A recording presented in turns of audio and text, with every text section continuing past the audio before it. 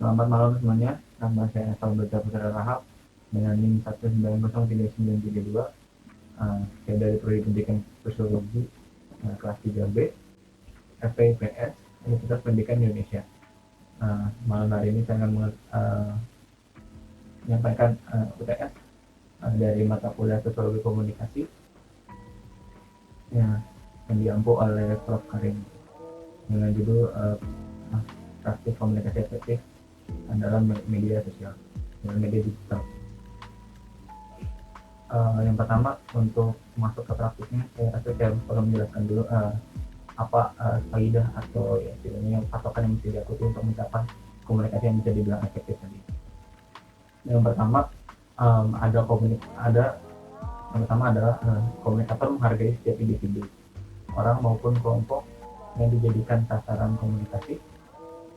Hal ini mensyaratkan bahwa seseorang yang melakukan komunikasi bisa menempatkan diri dan tidak menganggap dirinya sebagai orang yang paling tahu tepat benar.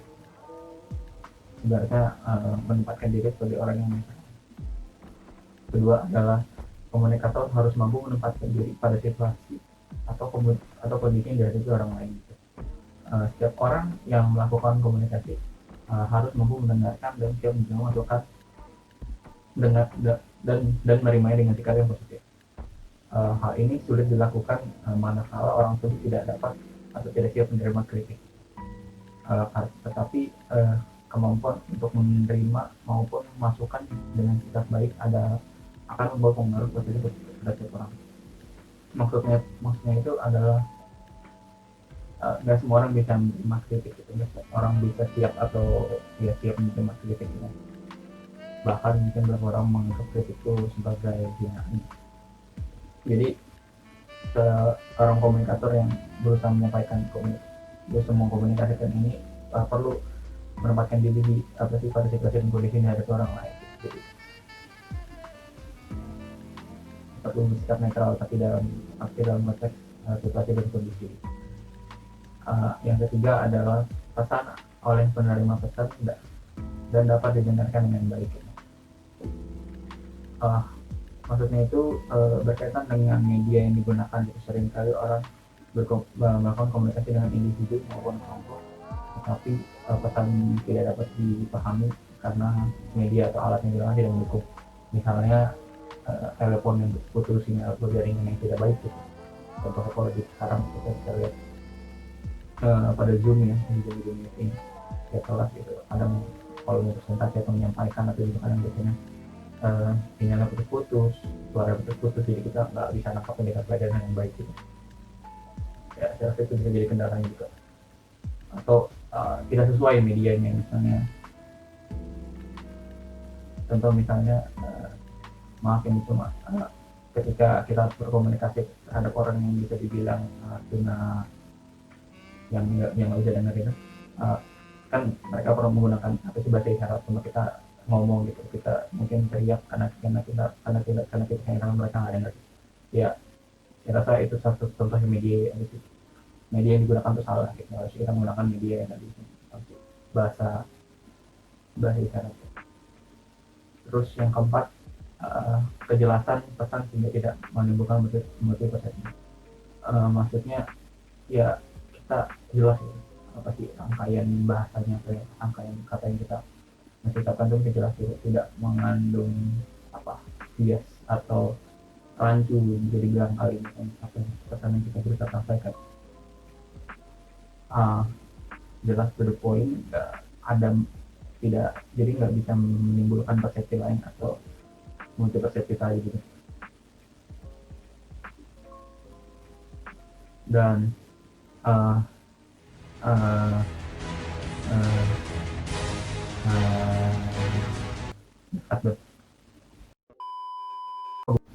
yang terakhir ada nomor 5.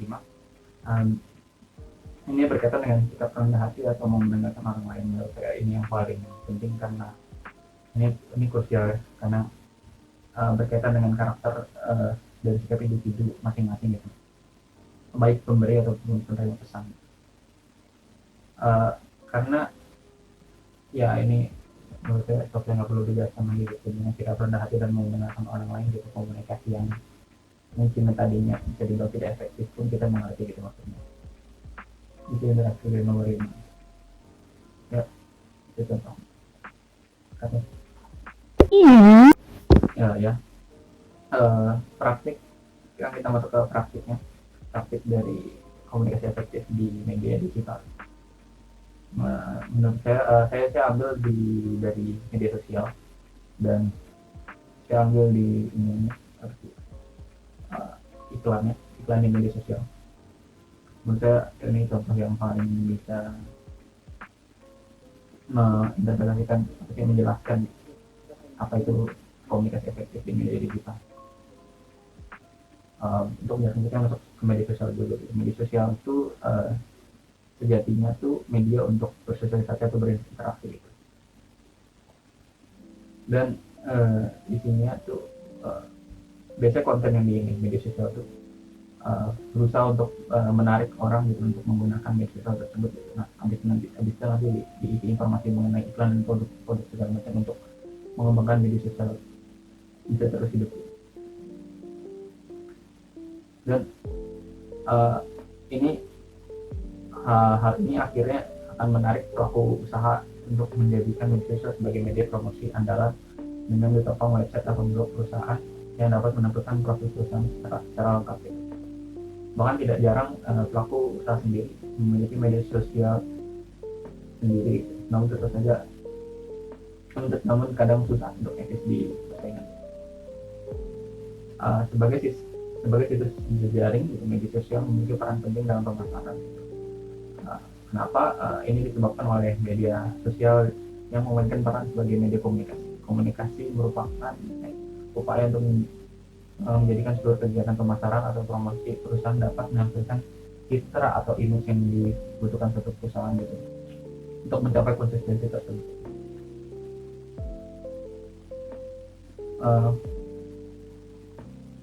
Untuk menyampaikan pesan kepada publik, terutama konsumen, tekanan mengenai keberadaan suatu produk dan pasar.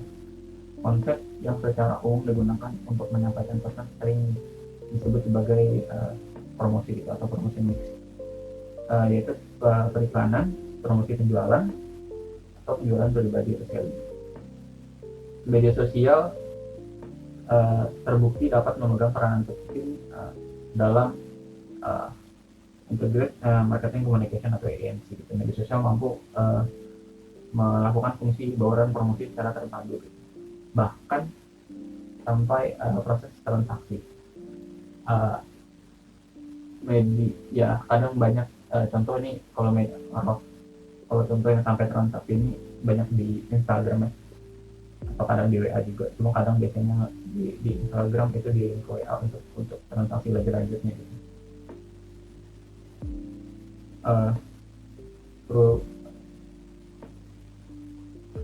Perusahaan akan secara otomatis dapat menjalin komunikasi secara terus-menerus dari tadi proses transaksi itu, sehingga perusahaan dapat melakukan komunikasi secara persuasif dan perkenalkan produk-produknya di kemudian hari. Saya juga mau menjelaskan kenapa media sosial ini dapat menjadi media digital yang ampuh untuk menyampaikan komunikasi efektif itu. Dalam konteks yang ini iklan gitu, atau menyampaikan sebuah produk. Karena media sosial ini bisa dibilang punya data mengenai kita gitu, apa yang kita suka, apa yang kita cari, apa yang kita lihat, itu bisa diambil gitu untuk promosi iklan tadi. Misalnya contoh misalnya gitu ya, kalau di atau mungkin yang umum di Instagram gitu. Misalnya kita sering nge-search semua tentang bola gitu, misalnya apa bola, apa sih salah skor segala macam, nonton bola, peringkat bola segala macam. Nah, dari situ itu semua datanya kekirim di database di Instagram gitu lah. Nah, itu nanti semua yang direkomendasikan ke kita tuh, termasuk iklan yang apa sih mungkin akan kita suka, itu didasarkan oleh database tadi gitu, apa yang kita suka, apa yang kita awal gitu. Jadi kenapa efektif? Karena sudah sesuai gitu sama apa yang di kepala kita, apa yang minat kita gitu. Atau contoh YouTube juga, kadang misalnya kita sering masak video apa, lama-lama rekomendasi yang kita lihat itu itu aja gitu, kayak oh gini lagi, semua yang berkaitan tentang hal sebelumnya kita cari atau kita like. Ini saya rasa umum ya, tapi saya rasa ini apa sih berpengaruh terhadap jalannya komunikasi efektif di media digital tadi dalam konteks periklanan. Terus ini juga menyampaikan kalau intinya komunikasi dua arah ini dibutuhkan konsumen gitu untuk berpartisipasi, kolaborasi dan berinteraksi gitu. Pada intinya konsumen tidak lagi jadi objek, tapi jadi subjek pemasaran gitu.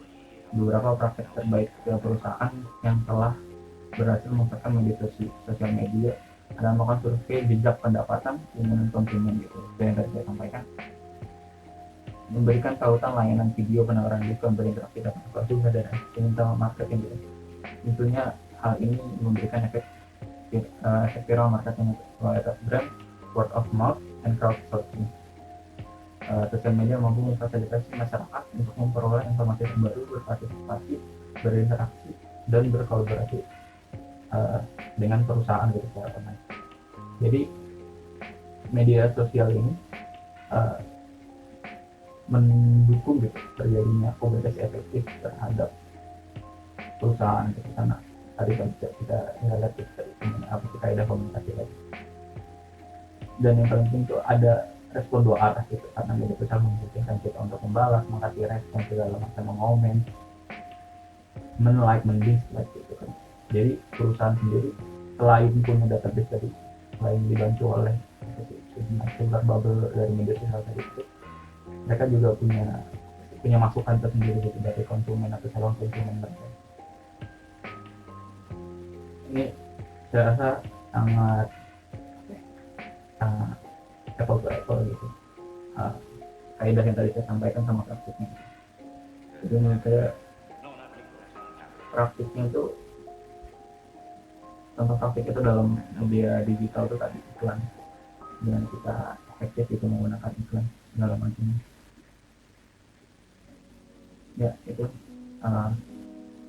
sekian dari saya. Terima kasih.